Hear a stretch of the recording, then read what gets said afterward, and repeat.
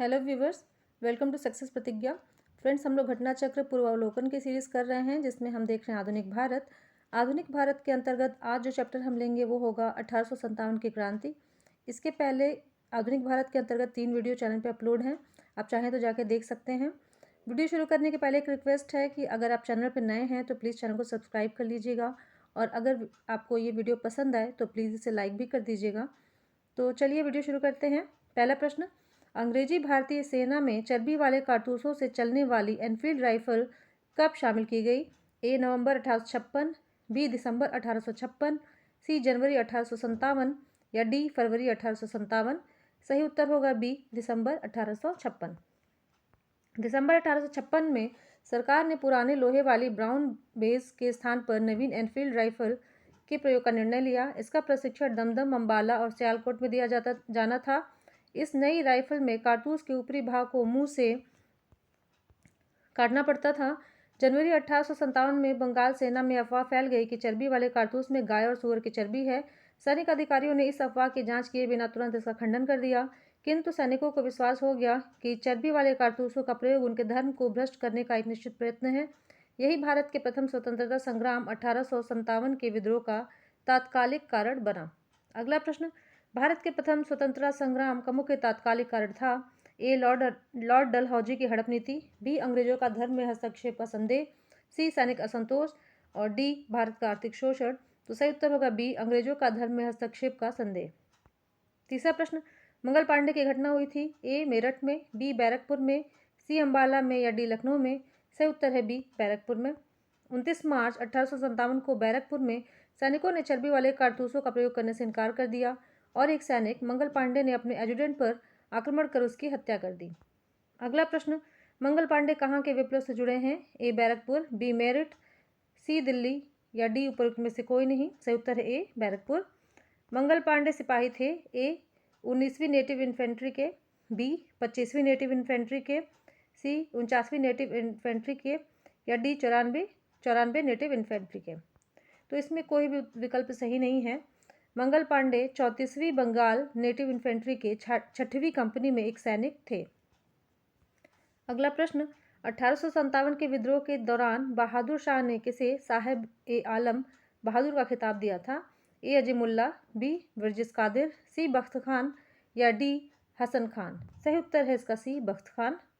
1857 के विद्रोह के दौरान बहादुर शाह ने बख्त खान को साहब ए आलम बहादुर का खिताब दिया था। बख्त खान एक पख्तून था। ईस्ट इंडिया कंपनी में वो सूबेदार के पद पर थे तथा कंपनी की ओर से उन्होंने प्रथम अंग्रेज अफगान युद्ध में भाग लिया था। बहादुर शाह ने अपने बड़े पुत्र मिर्जा मुगल तथा मिर्जा जहीरुद्दीन को मुख्य सेनापति घोषित किया, किंतु विद्रोह में वास्तविक नेतृत्व बख्त खान के पास था। अगला प्रश्न, 1857 की क्रांति का प्रमुख कारण क्या था? ए जन आक्रोश, बी सैनिक असंतोष, सी ईसाई मिशनरी का प्रबंध या डी ब्रिटिश साम्राज्य की नीति। सही उत्तर होगा इसका डी ब्रिटिश साम्राज्य की नीति। 1857 की क्रांति का प्रमुख कारण ब्रिटिश साम्राज्य की घिनौनी नीतियां थी, जिनसे तंग आकर अंततः विद्रोह का ज्वालामुखी फूट पड़ा। अगला प्रश्न, 1857 में लंदन से प्रकाशित होने वाले समाचार पत्र टाइम्स के संवाददाता कौन थे, जिन्होंने लिखा था उत्तरी भारत में गोरे आदमी की गाड़ी को कोई भी मित्रतापूर्ण दृष्टि से नहीं देखता है? ए डब्ल्यू.एच. रसेल, बी पीटर पील, सी ग्लैडस्टन या डी पामस्टन। सही उत्तर होगा इसका ए डब्ल्यू.एच. रसेल। 1857 में लंदन में प्रकाशित टाइम्स समाचार पत्र में डब्ल्यू.एच. रसेल ने लिखा था कि उत्तर भारत में गोरे आदमी की गाड़ी को कोई भी मित्रतापूर्ण दृष्टि से नहीं देखता था।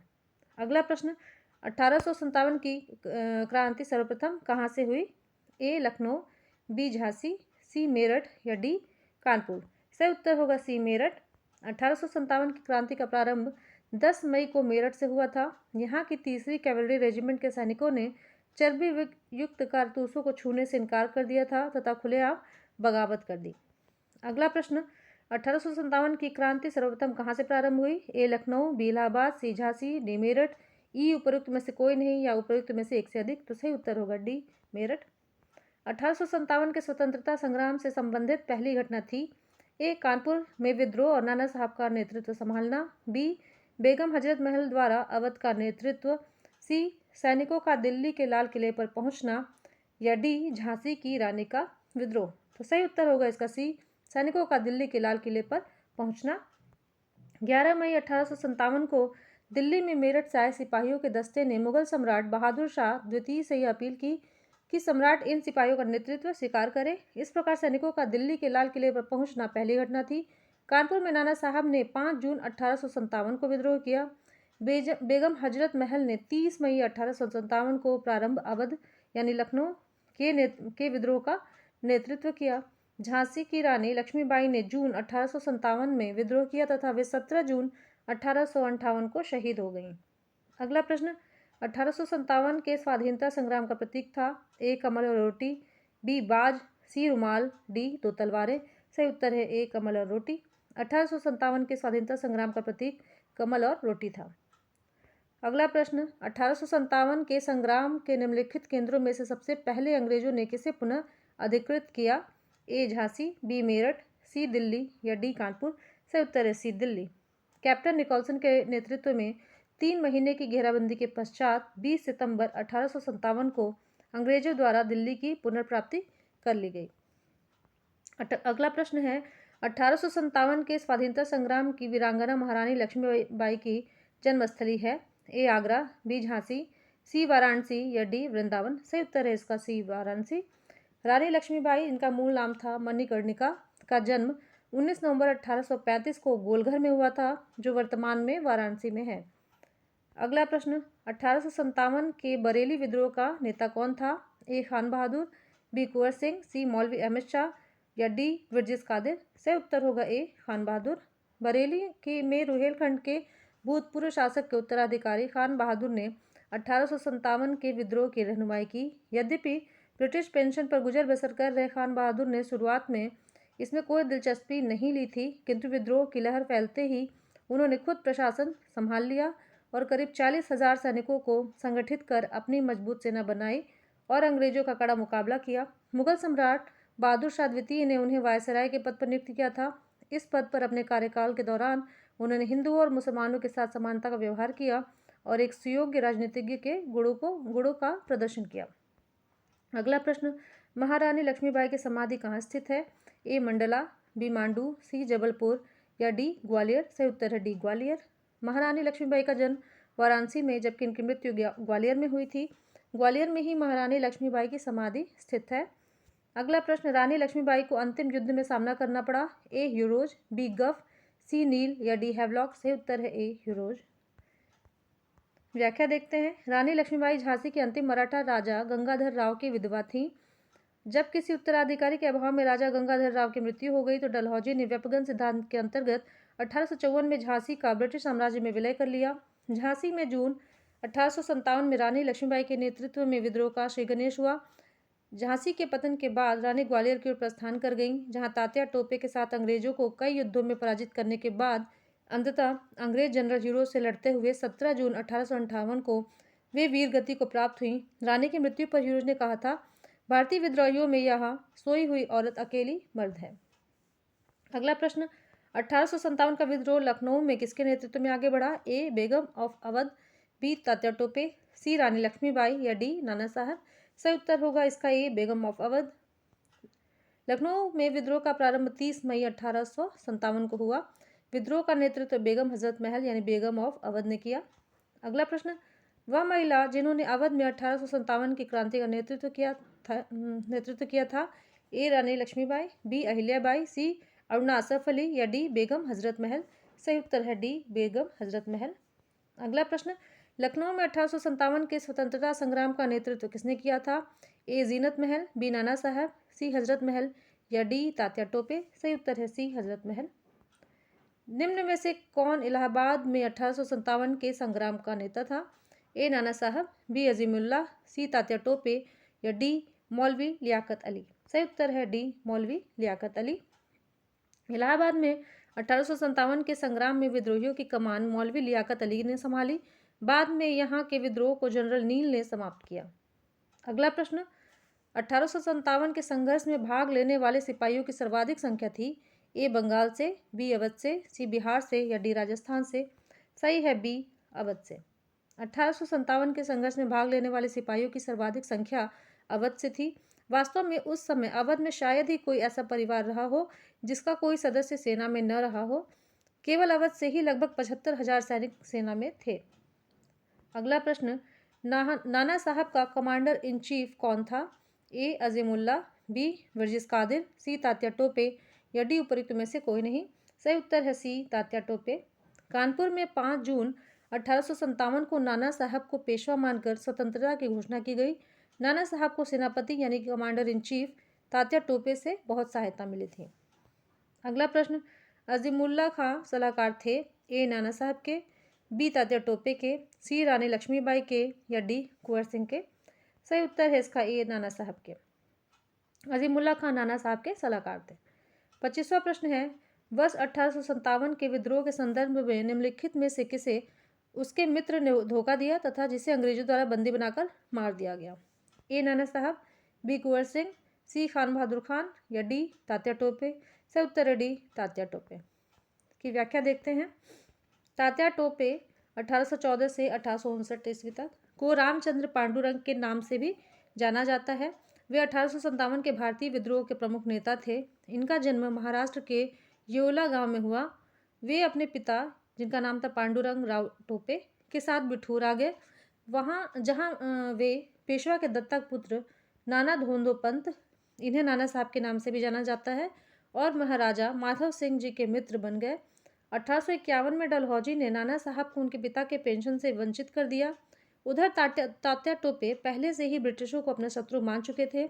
दोनों ने मिलकर कानपुर में ईस्ट इंडिया कंपनी की भारतीय टुकड़ी को जीतकर नाना साहब के आधिपत्य को स्थापित किया और तात्या स्वयं सेना के कमांडर इन चीफ बन गए। नाना साहब से अलग होने के बाद तात्या टोपे अपना मुख्यालय कालपी ले गए और रानी लक्ष्मीबाई से हाथ मिलाया। दोनों ने मिलकर बुंदेलखंड क्षेत्र में विद्रोह का नेतृत्व किया। जनरल यूरोज ने ग्वालियर के उस ऐतिहासिक युद्ध में इन्हें हराया जिसमें रानी लक्ष्मीबाई वीरगति को प्राप्त हुई। ग्वालियर खो देने के पश्चात तात्या टोपे ने सागर एवं नर्मदा क्षेत्र तथा खानदेश एवं राजस्थान क्षेत्र में सफलतापूर्वक गुरिल्ला युद्ध का संचालन किया।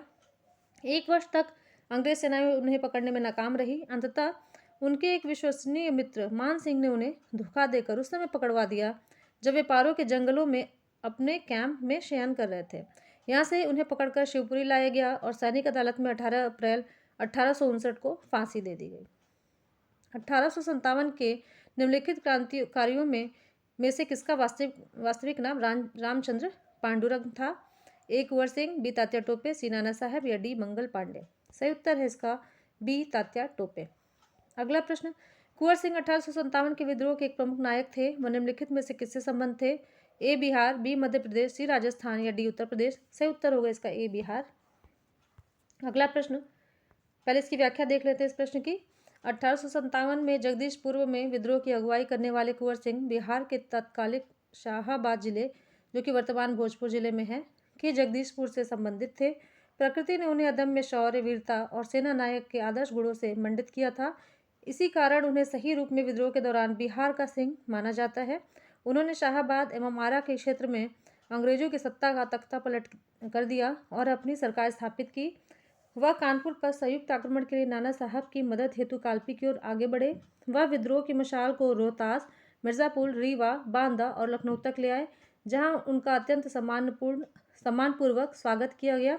अपनी अंतिम सफलता के रूप में उन्होंने अपने गृहनगर जगदीशपुर के निकट अंग्रेजों को बुरी तरह पराजित किया। इसी युद्ध के दौरान कुंवर सिंह बुरी तरह घायल हो गए और 26 अप्रैल 1858 को उनकी मृत्यु हो गई।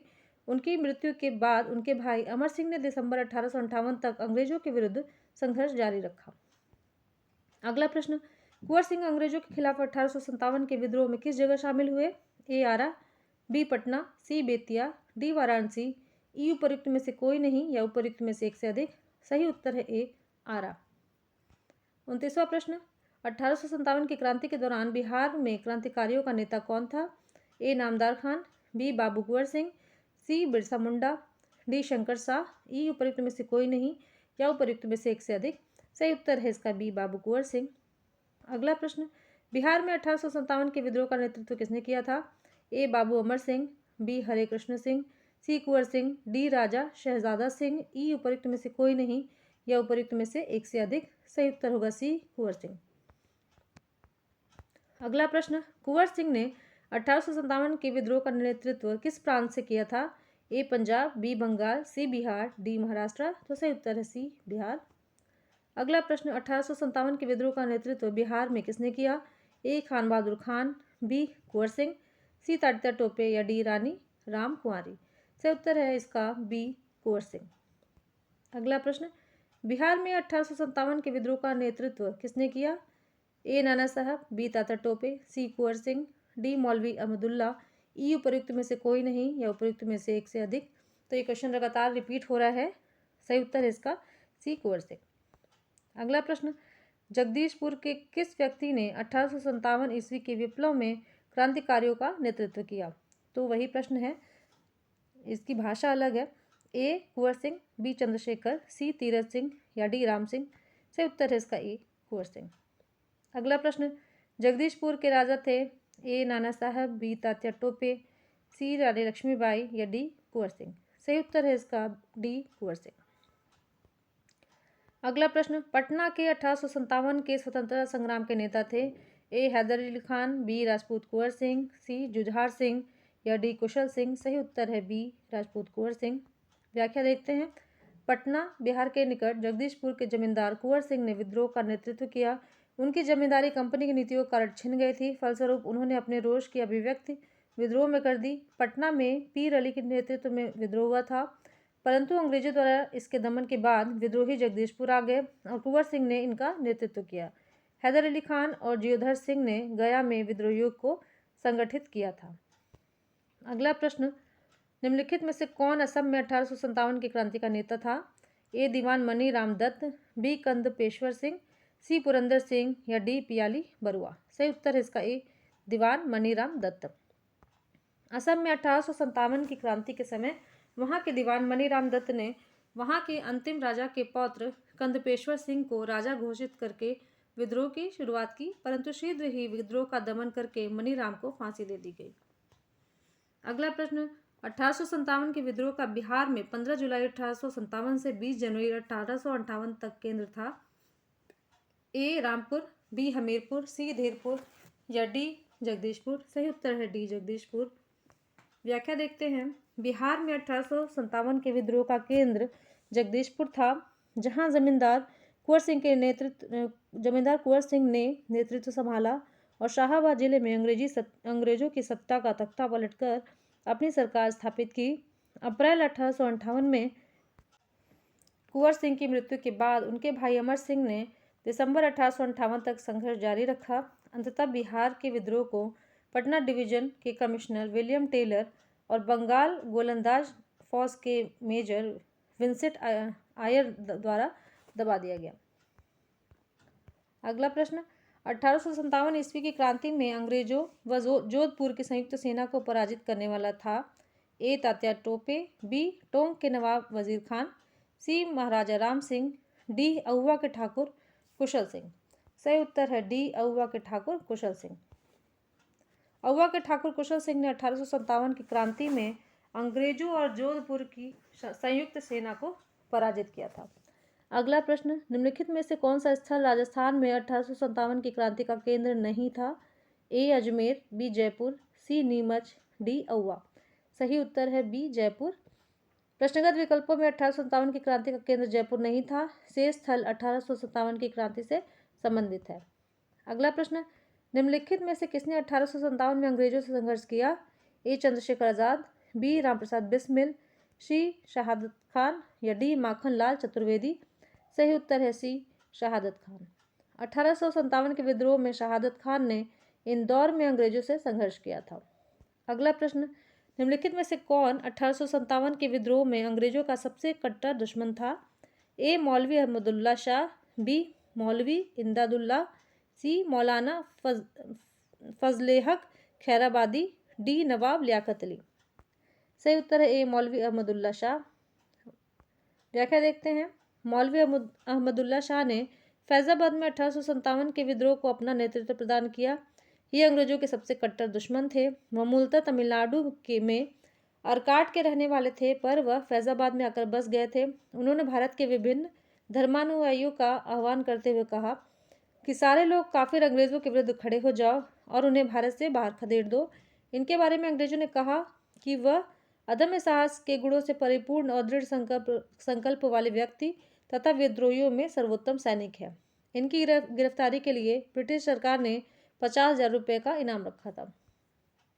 अगला प्रश्न, 1857 के विद्रोह को किस उर्दू कवि ने देखा था? ए मीर तकी मीर, बी जोग, सी गालिब या डी इकबाल? सही उत्तर है इसका सी गालिब। प्रश्नगत विकल्पों में दिए गए शायरों में 1857 के विद्रोह को मिर्जा गालिब ने स्वयं अपनी आंखों से देखा था। अगला प्रश्न, सुप्रसिद्ध उर्दू शायर मिर्जा गालिब का मूल निवास था? ए आगरा, बी दिल्ली, सी लाहौर या डी लखनऊ? सही उत्तर है ए आगरा। उर्दू शायर मिर्जा गालिब का जन्म 27 दिसंबर 1797 को आगरा में और मृत्यु 15 फरवरी 1869 को दिल्ली में हुआ था। अगला प्रश्न, आज़ादी की पहली लड़ाई 1857 में किसने भाग नहीं लिया? ए तात्या टोपे, बी रानी लक्ष्मीबाई, सी बहादुर शाह जफर या डी भगत सिंह? सही उत्तर होगा डी भगत सिंह। भगत सिंह ने 1857 की आज़ादी की पहली लड़ाई में भाग नहीं लिया, जबकि रानी लक्ष्मीबाई, बहादुर शाह जफर एवं तात्या टोपे ने 1857 की लड़ाई में भारतीय जनमानस का नेतृत्व किया था। अगला प्रश्न, 1857 के विद्रोह में निम्नांकित में कौन संबद्ध नहीं था? ए बेगम हजरत महल, बी कुंवर सिंह, सी उधम सिंह या डी मौलवी अहमदुल्ला? सही उत्तर है सी उधम सिंह। उधम सिंह 1857 के विद्रोह से संबंध नहीं है। ये पंजाब के क्रांतिकारी थे। जलियांवाला बाग हत्याकांड का बदला लेने के लिए इन्होंने पंजाब के गवर्नर रहे माइकल ओडायर की लंदन में मार्च 1940 में हत्या कर दी थी, जिसके लिए इन्हें गिरफ्तार करके मृत्युदंड दे दिया गया। बेगम हजरत महल ने लखनऊ में, कुंवर सिंह ने बिहार में तथा मौलवी अहमदुल्ला ने फैजाबाद में 1857 के विद्रोह का नेतृत्व किया था। अगला प्रश्न, 1857 के स्वतंत्रता संग्राम में किस राजवंश ने अंग्रेजों की सर्वाधिक सहायता की? ए ग्वालियर के सिंधिया, बी इंदौर के होलकर, सी नागपुर के भोसले या डी रामगढ़ के लोधी? तो सही उत्तर है इसका ए। व्याख्या देखते हैं। 1857 के स्वतंत्रता संग्राम में ग्वालियर के सिंधिया ने अंग्रेजों की सर्वाधिक सहायता की। यूरोपीय इतिहासकारों ने ग्वालियर के मंत्री सर दिनकर राव और हैदराबाद के मंत्री सालारगंज की राजभक्ति की बहुत सराहना की है। संकट के समय कैनिंग ने कहा था, यदि सिंधिया भी विद्रोह में सम्मिलित हो जाएं तो मुझे कल ही बिस्तर गोल करना होगा।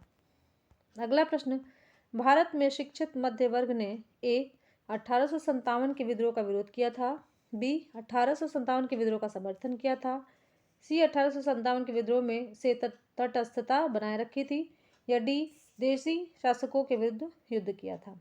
सही उत्तर है इसका सी, 1857 के विद्रोह से तटस्थता बनाए रखी थी। व्याख्या देखते हैं। 1857 के विद्रोह में शिक्षित वर्ग ने कोई रुचि नहीं ली, जो इस महासमर की असफलता के प्रमुख कारणों में से एक है। विद्रोही जिस प्रकार अंधविश्वासों का उपयोग करते या प्रगतिशील सामाजिक उपायों का विरोध करते थे, उससे शिक्षित भारतीय उनसे बिदक कर दूर हो गए। शिक्षित भारतीय देश का पिछड़ापन दूर करना चाहते थे।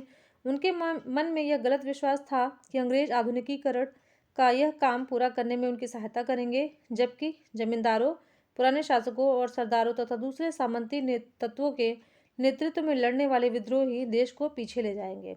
कुछ समय बाद ही शिक्षित भारतीयों ने अपने अनुभव से जाना कि विदेशी शासन देश का आधुनिकीकरण करने में न सिर्फ असमर्थ साबित हुआ, बल्कि उसने उसे गरीब और पिछड़ा बनाए रखा। इस मामले में 1857 के क्रांतिकारी अधिक दूरदर्शी सिद्ध हुए। अगला प्रश्न, निम्नलिखित वर्गों में से किसने 1857 के विद्रोह में भाग नहीं लिया? एक है खेतिहर मजदूर, 2 साहूकार, 3 कृषक, 4 जमींदार।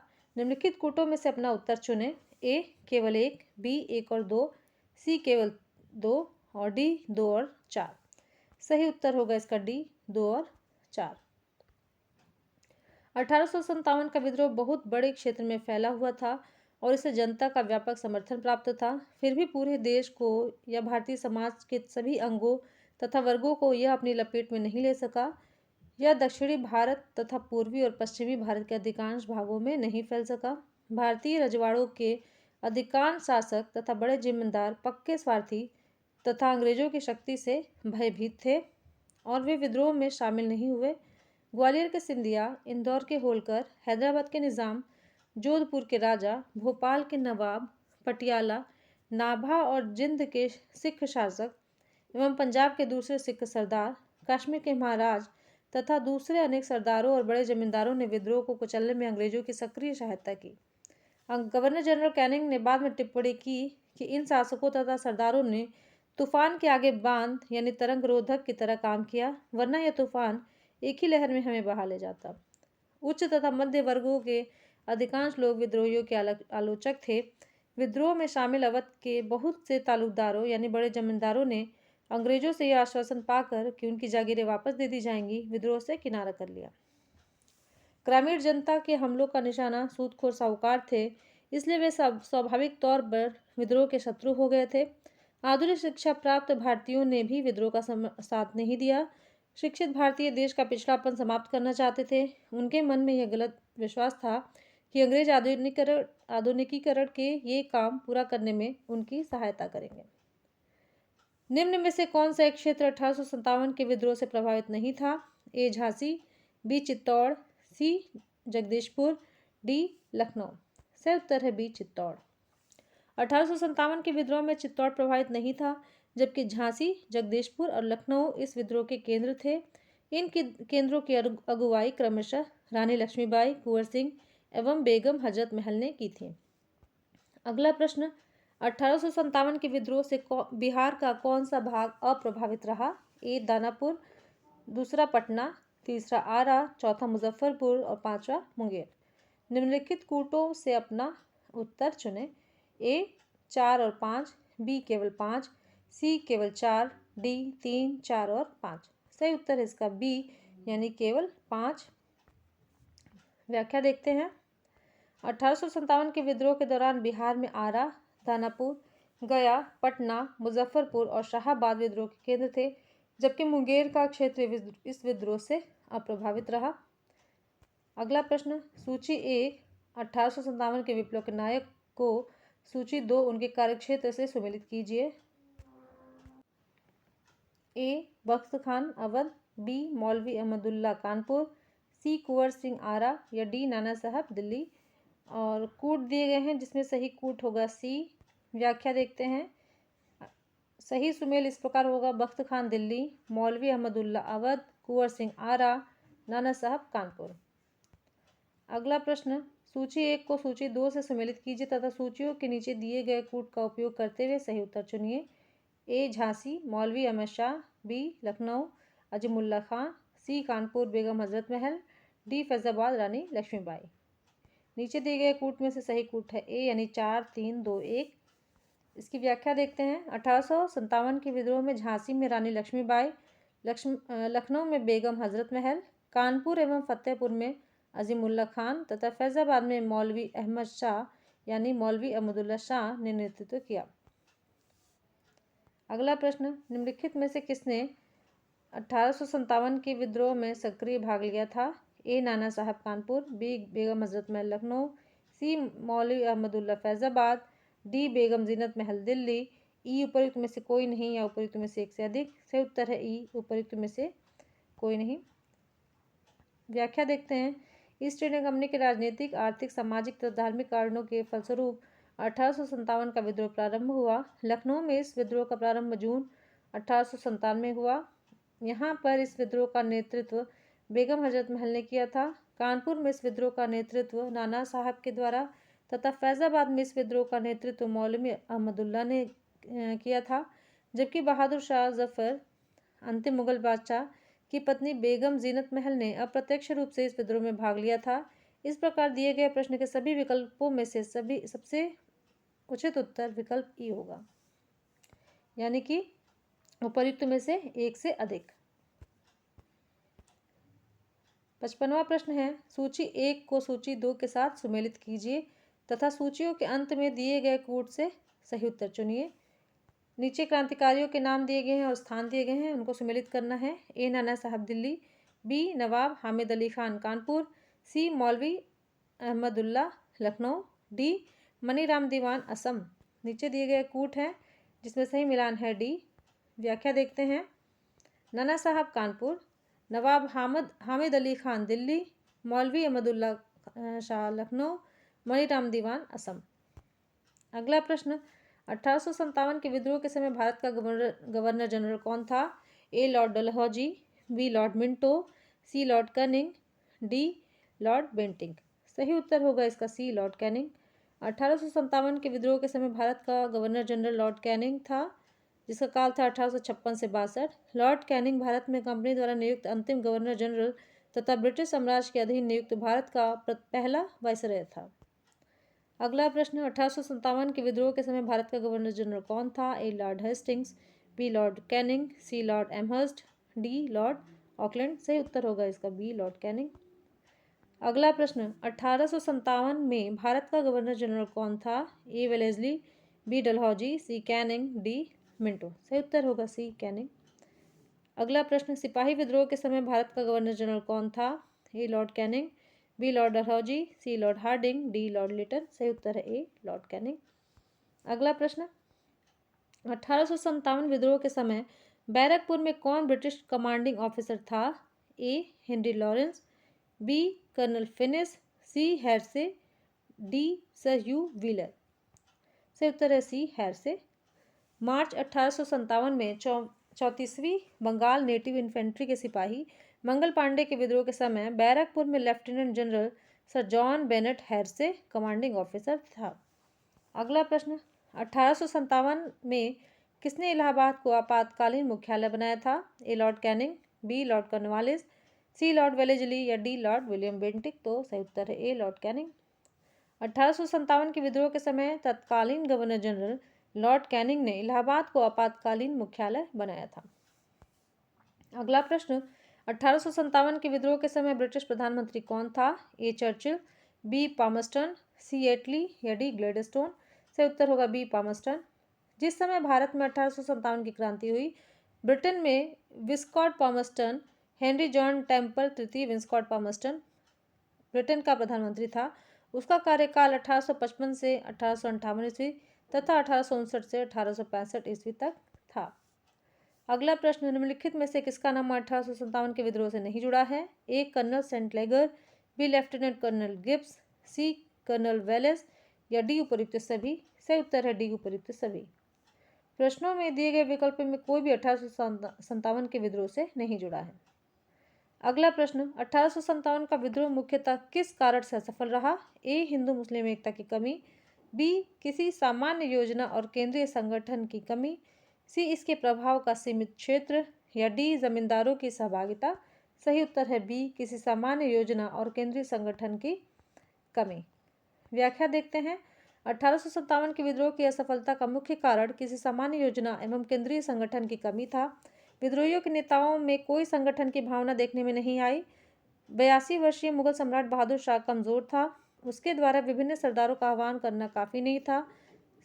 साथ ही विद्रोहियों ने वीरता तो दिखाई और सरकार का विनाश करने पर वे तुले हुए भी प्रतीत होते थे, किंतु ऐसा करने के लिए उनके पास किसी सुनियोजित कार्यक्रम का पूर्ण भाव था।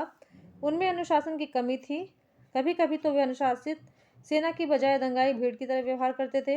विदेशी शासन के प्रति एक साझी घृणा को छोड़कर और कोई संबंध सूत्र नेताओं के बीच नहीं था। किसी क्षेत्र विशेष से ब्रिटिश सत्ता को उखाड़ फेंकने के बाद उन्हें पता भी नहीं होता था कि उसकी जगह किस प्रकार की राजनीतिक सत्ता या संस्थाएं स्थापित की जाएं। उनके पास एक भविष्योन्मुख कार्यक्रम, सुसंगत विचारधारा, राजनीतिक परिप्रेक्ष्य या भावी समाज और अर्थव्यवस्था के प्रति एक स्पष्ट दृष्टिकोण का अभाव था। सही। अगला प्रश्न, 1857 का प्रथम स्वतंत्रता संग्राम असफल हुआ क्योंकि ए भारतीय सिपाहियों में उद्देश्य की एकता की कमी थी, बी प्रायः भारतीय राजाओं ने ब्रिटिश सरकार का साथ दिया, सी ब्रिटिश सिपाही कहीं अच्छे सज्जित तथा संगठित थे, डी उपयुक्त सभी। सही उत्तर है डी उपयुक्त सभी। विद्रोह के समय भारतीयों में एकता के भाव के चाहे जो भी कारण रहे हों, किंतु विद्रोह के लिए यह घातक सिद्ध हुआ। विद्रोहियों के लक्ष्य को धक्का पहुंचाने के लिए यह अकेली कमजोरी नहीं थी। भारतीय सिपाही बहादुर तथा स्वार्थ रहित तो थे, मगर उनमें अनुशासन और एकता का अभाव था। बम्बई और मद्रास की सेनाएं राजभक्त रहीं। अवध और रोहेलखंड के तथा अन्य उत्तरी भारत के सामंतवादी तत्वों ने विद्रोह का नेतृत्व किया, किंतु दूसरी ओर अन्य सामंतवादी तत्वों ने जैसे पटियाला, जिंद, ग्वालियर और हैदराबाद के राजाओं ने इस विद्रोह के दमन में सहायता की। यूरोपीय इतिहासकारों ने ग्वालियर के मंत्री सर दिनकर राव और हैदराबाद के मंत्री सालारगंज की राजभक्ति की बहुत सराहना की है। रणनीतिक और रण कौशल की दृष्टि से भी अंग्रेज सेनाएं भारतीय विद्रोहियों से बहुत आगे थीं। वे भारतीय सिपाहियों की तुलना में अधिक सुसज्जित थीं। अतः 1857 के विद्रोह की असफलता के उपर्युक्त सभी कारण जिम्मेदार थे। अगला प्रश्न, अंग्रेज राजपूत राज्यों ने 1857 के विद्रोह को दबाने में से सफल रहे क्योंकि ए, स्थानीय शासकों ने क्रांतिकारियों का साथ नहीं दिया। बी, शिक्षित मध्य वर्ग अंग्रेजों का समर्थन कर रहा था। सी, छावनियों के सैनिक राजपूताना से बाहर के क्रांतिकारियों का नेतृत्व स्वीकारने को तैयार नहीं थे। या डी, समाचार पत्र क्रांतिकारियों के सही उद्देश्यों को नहीं दर्शा पाए। सही उत्तर है ए। 67 क्वेश्चन है, निम्नलिखित में से किन ब्रिटिश अधिकारियों ने लखनऊ में अपना जीवन खोया था? एक है general John Nicholson, 2 general Neil, 3 major general Havelock, 4 sir Henry Lawrence. निम्नलिखित कूट की सहायता से सही उत्तर चुनिए। कूट दिए गए हैं 1, 2 और 3, बी 1, 3 और 4, सी 2, 3 और 4, डी उपयुक्त सभी। सही कूट है सी 2, 3 और 4 यानी general Neill, major general Havelock, sir Henry Lawrence. व्याख्या देखते हैं। 14 सितंबर 1857 को अंग्रेजों द्वारा दिल्ली पर अधिकार करने के क्रम में जनरल जॉन निकलसन घायल हुए थे और 23 सितंबर 1857 को उनकी मृत्यु हुई थी। लखनऊ में 1857 के विद्रोह के दौरान अंग्रेज रेजिडेंसी की रक्षा करते हुए sir Henry Lawrence, major general Havelock तथा जनरल नील की मृत्यु हुई थी। अगला प्रश्न, विचार कीजिए। कथन क 1857 में प्रथम स्वतंत्रता संग्राम ब्रिटिश सरकार से स्वतंत्रता प्राप्त करने में असफल रहा। कारण का, बहादुर शाह जफर के नेतृत्व को जन सहयोग नहीं मिला था और अधिकांश महत्वपूर्ण रियासतों के शासक उनका साथ देने में कतरा गए। नीचे दिए गए कोड से सही उत्तर चुनिए। ए, क और का दोनों सत्य हैं और का सही स्पष्टीकरण है। बी, क और का दोनों सत्य हैं परंतु का सही स्पष्टीकरण नहीं है। सी, क सत्य है और का असत्य है।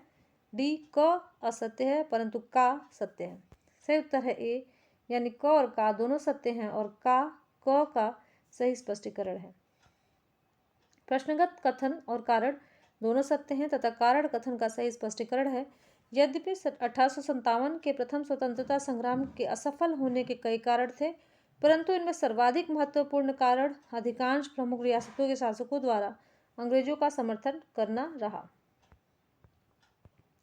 अगला प्रश्न, निम्नलिखित में से किसने 1857 के विद्रोह को एक षड्यंत्र की संज्ञा दी?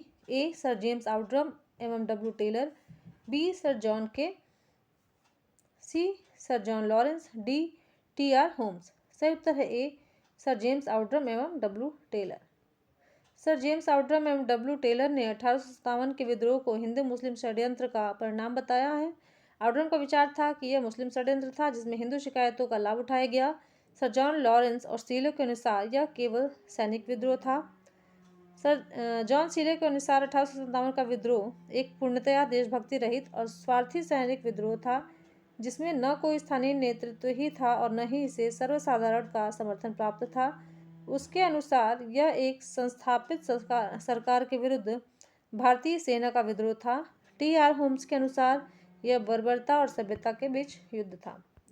आधुनिक इतिहासकार जिसने 1857 के विद्रोह को स्वतंत्रता की पहली लड़ाई कहा था, ए है doctor R.C. Majumdar, B doctor S.N. Sen, D V D. Savarkar, D Ashok Mehta. सही उत्तर है C, V D. Savarkar. V D. Savarkar ने अपनी पुस्तक the Indian war of independence 1857 में 1857 के विद्रोह को सुनियोजित स्वतंत्रता संग्राम की संज्ञा दी। उन्होंने इसे स्वतंत्रता की पहली लड़ाई कहा था। अगला प्रश्न, 1857 के संग्राम को प्रथम स्वतंत्रता संग्राम का नाम किसने दिया? A, V.A. Smith, B, P.E. Roberts, C, V D. Savarkar, D उपयुक्त सभी। सही उत्तर है सी, वी.डी. सावरकर। अगला प्रश्न, भारतीय स्वाधीनता आंदोलन का सरकारी इतिहासकार था? R.C. Majumdar, B, Tarachand, C, V D. Savarkar, D, S.N. Sen. सही उत्तर है इसका डी, S.N. सेन। 1857 के भारतीय स्वाधीनता आंदोलन के सरकारी इतिहासकार सुरेंद्र नाथ सेन यानी S.N. सेन थे, जिनकी पुस्तक थी 1857 जो कि 1957 में प्रकाशित हुई थी। अगला प्रश्न, भारतीय भाषा में 1857 के विप्लव के कारणों पर लिखने वाला प्रथम भारतीय था? ए. सैयद अहमद खान, बी. वी.डी. सावरकर, सी. बंकिम चंद्र चटर्जी, डी. उपरोक्त में से कोई नहीं। सही उत्तर है सैयद अहमद खान। सर सैयद अहमद खान द्वारा लिखित पुस्तक असबाब ए बगावत ए हिंद वर्ष 1859 में प्रकाशित हुई, जिसमें 1857 के विद्रोह के कारणों की चर्चा की गई थी।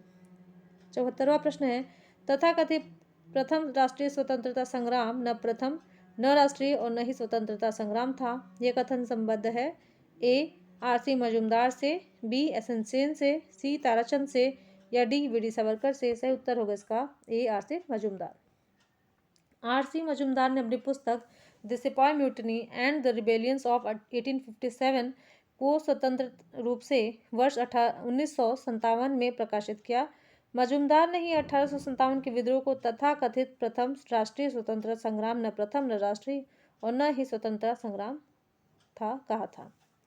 अगला प्रश्न, किसने लिखा था? इस निर्णय से इनकार करना कठिन है कि तथाकथित 1857 का प्रथम राष्ट्रीय स्वतंत्रता संग्राम न तो प्रथम था, न राष्ट्रीय था और न ही स्वतंत्रता संग्राम था। ए. आर.सी. मजूमदार, बी. सैयद अहमद, सी. रॉबर्ट्स या डी. कूपलैंड। सही उत्तर है ए. आर.सी. मजूमदार। अगला प्रश्न, 19वीं इस तथ्य को मानने वाले प्रश्न यहाँ इनकम्प्लीट छपा है। प्रश्न ऐसा होगा कि 19वीं शताब्दी के मध्य में भारतीय राष्ट्रवाद को भ्रूणावस्था में मानने वाले इतिहासकार थे? ए. Doctor R C. मजूमदार और doctor S N. Sen, B. Sir James Outram और W. Taylor, C. T R. Holmes और L.E.R. Rees, D. Sir John Lawrence और सीले। सही उत्तर होगा इसका ए. Doctor R C. मजूमदार और डॉक्टर एस.एन. सेन। अगला प्रश्न, 1857 की क्रांति के बारे में निम्नलिखित में से कौन सी एक अवधारणा सही है? ए. भारतीय इतिहासकारों ने इसे भारतीय विद्रोह के रूप में वर्णित किया है, बी. ब्रिटिश इतिहासकारों ने इसे स्वाधीनता का संग्राम कहा है, सी. इसने भारत में ईस्ट इंडिया कंपनी की शासन प्रणाली को मृतप्राय बना दिया, डी. यह क्रांति भारत में प्रशासनिक तंत्र की सुधारने हेतु की गई। सही उत्तर है सी. इसने भारत में ईस्ट इंडिया कंपनी की शासन प्रणाली को मृतप्राय बना दिया। व्याख्या देखते हैं। 1857 की क्रांति के परिणाम स्वरूप भारतीय शासन की बागडोर कंपनी के हाथों से निकलकर ब्रिटिश क्राउन के हाथों में चली गई तथा इसकी शासन प्रणाली में भी आमूलचूल परिवर्तन किया गया। 1857 की क्रांति के संदर्भ में प्रश्नगत विकल्प सी की अवधारणा ही सही है, जबकि अन्य कथन सही नहीं है। अगला प्रश्न, महारानी विक्टोरिया ने भारतीय प्रशासन को ब्रिटिश ताज के नियंत्रण में लेने की घोषणा कब की? ए ऑप्शन है 1 नवंबर 1858, बी 31 दिसंबर 1857, सी 6 जनवरी 1858 नहीं 6 जनवरी 1958 और डी है 17 नवंबर 1859। सही उत्तर है ए 1 नवंबर 1858। 1857 की क्रांति के दमन के पश्चात 1 नवंबर 1858 को महारानी विक्टोरिया ने भारतीय प्रशासन को ब्रिटिश ताज के नियंत्रण में लेने की घोषणा की। इस घोषणा के बाद भारत में कंपनी के शासन को समाप्त कर भारत को सीधे ब्रिटिश क्राउन के अधीन कर दिया गया। एक भारत मंत्री तथा सचिव तथा 15 सदस्यों वाले इंडियन काउंसिल की स्थापना की गई। तत्कालीन गवर्नर जनरल लॉर्ड कैनिंग को ही भारत का प्रथम वायसराय बनाया गया। अगला प्रश्न, साम्राज्ञी विक्टोरिया ने 1858 की घोषणा में भारतीयों को बहुत सी चीज़ें दिए जाने का आश्वासन दिया था। निम्न आश्वासनों में से कौन सा ब्रिटिश शासन ने पूरा किया था? ए. रियासतों को हड़पने की नीति समाप्त कर दी जाएगी, बी. देशी रजवाड़ों को यथास्थिति बनाए रखी जाएगी, सी. भारतीय एवं यूरोपियन सभी प्रजा को समान व्यवहार मिलेगा, डी. भारतीयों के सामाजिक एवं धार्मिक विश्वासों में कोई हस्तक्षेप नहीं होगा। सही उत्तर होगा ए. रियासतों को हड़पने की नीति समाप्त कर दी जाएगी। व्याख्या देखते हैं। 1857 के विद्रोह का सबसे महत्वपूर्ण परिणाम महारानी विक्टोरिया की उद्घोषणा थी। यह उद्घोषणा 1 नवंबर 1858 को इलाहाबाद में हुए दरबार में लॉर्ड कैनिंग द्वारा उद्घोषित की गई। इसमें भारत में कंपनी के शासन को समाप्त कर भारत का शासन सीधे क्राउन के अधीन कर दिया गया। इस उद्घोषणा में भारत में ब्रिटिश साम्राज्य के विस्तार पर रोक, लोगों के धार्मिक मामलों में हस्तक्षेप न करना, एक समान कानूनी सुरक्षा सबको उपलब्ध कराना शामिल थे। भारतीय रजवाड़ों के प्रति विजय और विलय की नीति का परित्याग कर दिया गया और सरकार ने राजाओं को गोद लेने की अनुमति प्रदान की। तथापि अन्य आश्वासन ब्रिटिश शासन द्वारा पूरे नहीं जा सके। 80 नंबर का प्रश्न है, महारानी विक्टोरिया की घोषणा 1858 का उद्देश्य क्या था? 1. भारतीय राज्यों को ब्रिटिश साम्राज्य में मिलाने के किसी भी विचार का परित्याग करना। 2. भारतीय प्रशासन को ब्रिटिश क्राउन के अंतर्गत रखना। 3. भारत के साथ ईस्ट इंडिया कंपनी के व्यापार का नियमन करना। नीचे दिए गए कूट का प्रयोग कर सही उत्तर चुनिए। ए. केवल 1 और 2, बी. केवल 2, सी. केवल 1 और 3, डी. 1, 2 और 3। सही विकल्प है इसका ए, केवल 1 और 2। ब्रिटिश सरकार ने 1858 ईस्वी में एक अधिनियम लागू किया जिसे भारतीय प्रशासन सुधार संबंधी अधिनियम कहते हैं। इस अधिनियम के द्वारा भारत में ईस्ट इंडिया कंपनी के शासन का अंत कर दिया गया और ब्रिटिश सरकार ने भारतीय प्रदेशों का प्रबंध सीधा अपने हाथों में ले लिया। इस अधिनियम के तहत 1858 ईस्वी में महारानी विक्टोरिया ने एक घोषणा की जिसमें यह घोषित किया गया कि अब से भारत का शासन ब्रिटिश शासक के द्वारा व उनके लिए सेक्रेटरी ऑफ स्टेट द्वारा चलाया जाएगा। गवर्नर जनरल को वायसराय की पदवी दी गई। इसका अर्थ था कि वह राजा का प्रतिनिधि था। संक्षेप में भारत पर ब्रिटिश सर्वोच्चता सुदृढ़ रूप से स्थापित कर दी गई। साथ ही रानी विक्टोरिया द्वारा की गई घोषणा द्वारा देशी राज्यों को यह आश्वासन दिया गया कि उनका अस्तित्व बना रहेगा। स्पष्ट है कि भारतीय राज्यों को ब्रिटिश साम्राज्य में मिलाने के किसी भी विचार का परित्याग करने की घोषणा की गई थी। ब्रिटानिका द्वारा प्रकाशित द हिस्ट्री ऑफ इंडिया नामक पुस्तक के पृष्ठ 261 पर उल्लिखित है, the announcement reversed lord Dalhousie's prior policy of political unification through princely state annexation. 81 number का क्वेश्चन है, निम्नलिखित में से कौन सा आयोग 1857 के विद्रोह के दमन के बाद भारतीय फौज के नव संगठन से संबंधित है? ए. पब्लिक सर्विस आयोग, बी. पील आयोग, सी. हंटर आयोग या डी. Simon commission. सही उत्तर होगा इसका बी, पील आयोग। अगला प्रश्न, पहले इसकी व्याख्या देखते हैं। 1857 के विद्रोह के दमन के बाद ब्रिटिश सरकार ने भारतीय फौज के नव संगठन के लिए जुलाई 1858 में मेजर जनरल जोनाथन पील की अध्यक्षता में एक रॉयल कमीशन पील आयोग का गठन किया, जिसके द्वारा सेना के रेजिमेंटों को जाति, समुदाय और धर्म के आधार पर विभाजित किया गया। यूरोपीय सैनिकों की संख्या जो 1857 से पूर्व 45,000 थी, अब 65,000 कर दी गई और भारतीयों की संख्या 2,38,000 से घटाकर 1,40,000 कर दी गई। बंगाल में यूरोपीय सैनिकों का भारतीय सैनिकों से 1:2 का अनुपात रखा गया था, जबकि मद्रास तथा बंबई में अनुपात 1:3 का रखा गया। अंतिम प्रश्न है, 1857 के विद्रोह के बाद ब्रिटिश सरकार ने सिपाहियों का इन प्रांतों से चयन किया? ए. उत्तर प्रदेश एवं बिहार के ब्राह्मण, बी.